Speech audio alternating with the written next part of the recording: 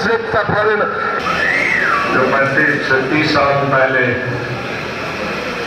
हमारी स्टेट के कैबिनेट में सुन रहे थे, आरिफ शेख साहब हमारे सूबाई अध्यक्ष और भूतपूर्व कैबिनेट मिनिस्टर जुगल किशोर जी, हमारे भूतपूर्व मंत्री और सेंट्रल जोन जम्मू जो 4 डिस्ट्रिक्ट हैं उनके अध्यक्ष चौधरी गौरव साहब, हमारी वर्किंग कमेटी के मेंबर स्टेट के और ex advocate general Aslam Moni साहब, हमारे चीफ स्पोक्स पर्सन और वर्किंग कमेटी के मेंबर सलमान निजामी साहब, हीरालाल अबरूज साहब हमारे फ्रांस के अहदेदार हैं। चीफ मिनिस्टर बना तब तक नई स्कीम हमने रोशनी बनाई थी कि जमीन कई गरीब लोगों के पास, कई नहीं 70% लोगों के पास, हिंदू और मुसलमानों के पास जम्मू और कश्मीर में आजादी से पहले 47 से पहले और आज तक किसी के घर या चराई में है, किसी के घर सरकारी जमीन पे है, किसी के घर खालसा सरकार में है, घर भी है, जमीनें भी है, खेती भी है। हुकूमत ने ऑर्डर निकाला कि ये तमाम इनसे छीन लिया जाए, घर भी और जमीनें। तो पहले तो हमने स्टेटमेंट दी दिसंबर के महीने में, लेकिन स्टेटमेंट नहीं सुने, जमीनें लेना शुरू कर दी।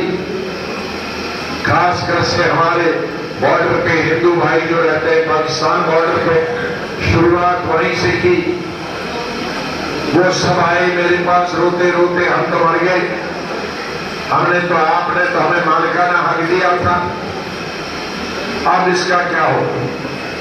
तब ये जो स्टेज पे मेरे साथी बैठे, मेरे दाएं बाएं जो बैठे, और आप में से बहुत सारे भाई और बहनें बैठी हैं, कठुआ के यहाँ कोई भाई बहनें बैठे हैं, कश्मीर के, चुनाव वैली के, रजौरी पुंछ के हमारे भाई बहनें सड़कों पर निकली और 60 के करीब हमने उस ठंड में, हमारे साथियों ने, भाइयों ने, बहनों ने एजिटेशन की। उधमपुर में भी बड़ी एजिटेशन हुई, कोई जगह नहीं है कि जहां एजिटेशन नहीं हुई उस ऑर्डर के, सरकारी ऑर्डर के खिलाफ। फिर उसके बाद हमने गवर्नर साहब से मुलाकात की, मैं दिल्ली गया, ऑनर से मुलाकात की कि हम एजुकेशन को बंद नहीं करेंगे, हम घर घर तक एजुकेशन करेंगे, क्योंकि 70% आबादी हिंदू और मुसलमानों की जमीन और घर वंचित हो जाएंगे, बेघर हो जाएंगे। 1.5 करोड़ आबादी में से 1.25 करोड़ आबादी बगैर घर के, बगैर जमीन के रहेगा। तो जब आबादी नहीं रहेगी तो आप जमीन को कहां ले जाओगे? तब जाके अभी वो रुका। मुझे खुशी है कि हम स्टेट की अकेली और पहली पार्टी, किसी भी पार्टी ने एजुकेशन नहीं किया, चाहे वो हुक्मरान पार्टी हो या कश्मीर की हमारी अपोजिशन पार्टी हो, किसी ने कोई एक उन्होंने एजुकेशन नहीं की। वोट मांगने तो हमसे ज्यादा आएंगे, लेकिन जब पूरा स्टेट एक बहुत बड़ी आपदा में था, एक बहुत बड़ी मुसीबत में था, उनकी रोटी रोजी, उनके घर रहने के जो मकान है, उन पे एक आक्रमण हुआ था, एक हमला हुआ था, और वो भी केंद्रीय सरकार और राज्य सरकार की तरफ से। उसका मुकाबला करने के लिए बीबीएपी एक पार्टी है जो हिंदू, मुस्लिम, क्रिश्चियन, सिख मिलकर उसका मुकाबला किया। उधमपुर में मैंने कई मीटिंगें की हैं अपने राजनीतिक चीफ मिनिस्टर के रूप में, मंत्री के रूप में, लेकिन जब से मैंने नई पार्टी बनाई तब से ये पहली मीटिंग थी।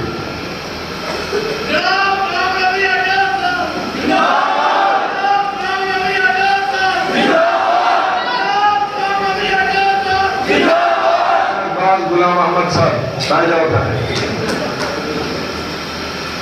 चौधरी साहब बैठो।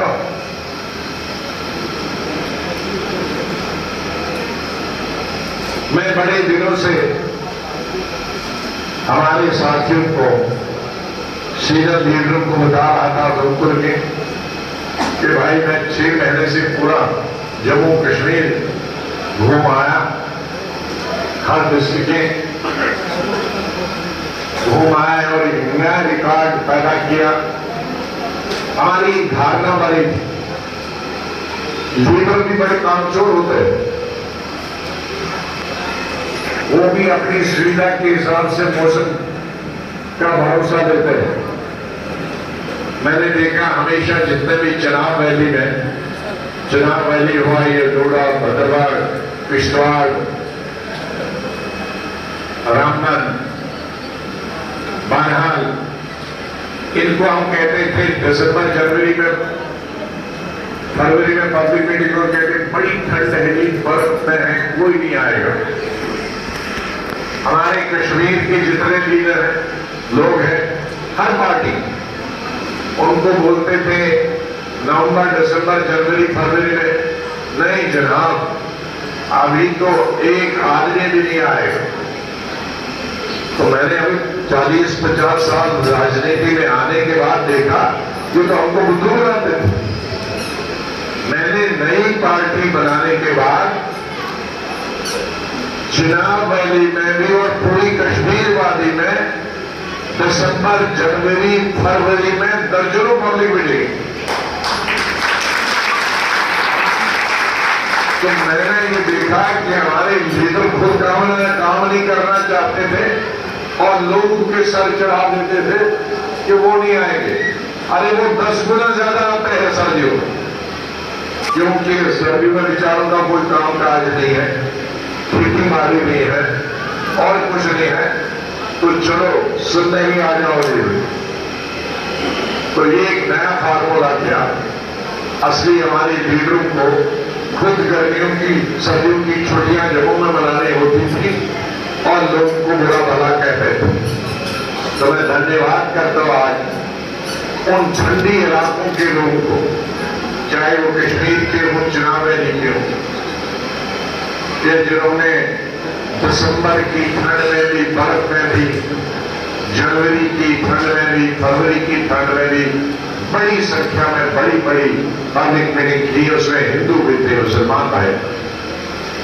उधमपुर के भाइयों को और बहनों को मुझे धन्यवाद करना है और आपके द्वारा स्टेट के सभी डिस्ट्रिक्टों, सब डिस्ट्रिक्टों के भाइयों और बहनों का धन्यवाद करता हूं। जब एक बड़ी आपदा, वो भूकंप की शक्ल में नहीं थी, पानी की शक्ल में नहीं थी, बीमारी की शक्ल में नहीं थी, ये आपदा आज की जो मौजूदा सरकार है उसकी बनाई हुई आपदा थी। यहां महाराजा के जमाने से और उसके बाद जब मैं चीफ मिनिस्टर बना तब तक नई स्कीम हमने रोशनी बनाई थी। हिंदुस्तान में जैसे कि कश्मीरी पंडित नेहरू वगैरह ओरिजिनली कश्मीरी के थे, लेकिन ये हिंदुस्तान पर इसी तरह से जो कोतवाल हमारे राजपूत भाई हैं वो भद्रवाही है। चाहे आज कोई उधमपुर बैठा हो, चाहे आज रामबन बैठा हो, कोई जम्मू बैठा हो, कठवा हो, लेकिन उसका ओरिजिनल भद्रवाह है। तो हमारे सोशल वर्कर है, स्वतंत्र है, हाँ जैसे हमारे मेरी पार्टी स्वतंत्र है, कोतवाल जी भी स्वतंत्र है, ये नाम से ही स्वतंत्र हुआ। ये हमारे आजाद पार्टी का चित्र हो गया, स्वतंत्र पार्टी और आप भी स्वतंत्र नाम से। देखा भलवाई कहां से मिल गया था। बहुत बहुत धन्यवाद। मेरी बहुत सारी संख्या में बड़ी बहनें, छोटी बहनें, बेटियां, बुजुर्ग, नौजवान, एसटी के हमारे गुजर भाई बरादरी के, एससी एसटी के बहुत सारे भाई हैं। एक गुलदस्ता है। वैसे तो हम हमेशा नारा देते हैं हिंदू मुस्लिम सिख इतिहाद, लेकिन ये उधमपुर एक ऐसी जगह है, मैं अपने साथियों को बार बार कहता हूं कि तुम्हें उधमपुर की हिस्ट्री का, ज्योग्राफिया का मालूम नहीं। उधमपुर में हिंदू भी रहते हैं, सिख भी रहते हैं, ईसाई भी रहते हैं, क्रिश्चियन भी रहते हैं, मुस्लिम भी रहते हैं। चारों जितने हैं यहां रहते हैं, कोई ज्यादा संख्या में है, कोई कम संख्या में, लेकिन लोग सब धर्मों के, सब जातियों के हैं। तो ये एक गौरव की बात, ये खुशी की बात कि जो भगवान ने, जो अल्लाह ने देश बनाया है हमारा,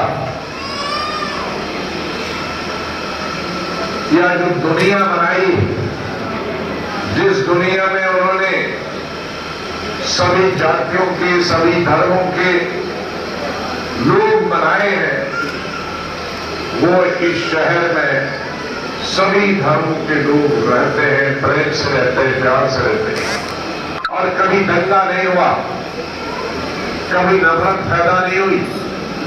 कभी कभी हमारे राज्य के या दूसरे हिस्सों में दंगे होते हैं, लेकिन मुझे कभी नहीं आज के उधमपुर में कभी तनाव हुआ हो, कभी दंगा हुआ हो, या कोई विवाद धर्मों के बीच में, जातियों के बीच में हुआ।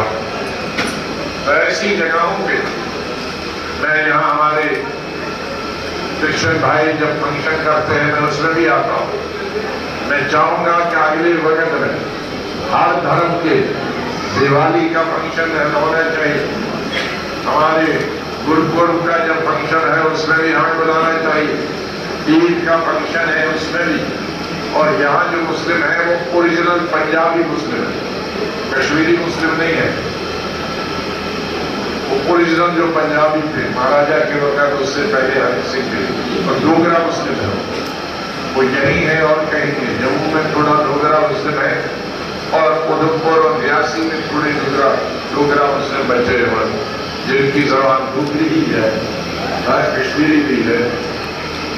तो ये इस संपत्ति को, इस खजाने को बचाने का काम जो आप लीडर हो, ये आप कर रहे हो। एक बहुत बड़ा खजाना, आप इसकी कीमत नहीं जानते हो। आज के वातावरण में जिस तरह का देश में वातावरण बना है कि देश जातियों के नाम पे, धर्म के नाम पे, मजहब के नाम पे, कास्ट के नाम पे बढ़ा जा रहा है वोट लेने के लिए।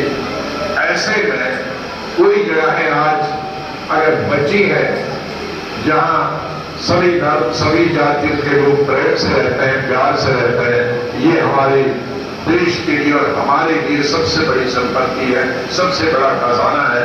इसको बचा के रखना चाहिए।